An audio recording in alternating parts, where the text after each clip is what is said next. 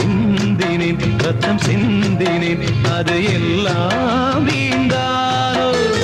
வேப்பிலை கருவேப்பிலை அது யாரோ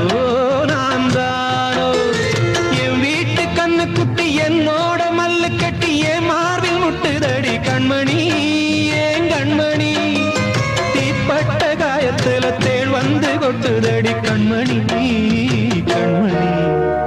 ஊர தெரிஞ்சுக்கிட்டேன் உலகம் புரிஞ்சுக்கிட்டேன் கண்மணி ஏன் கண்மணி நானும் பிறந்திருச்சு நாளும் புரிஞ்சிருச்சு கண்மணி ஏன் கண்மணி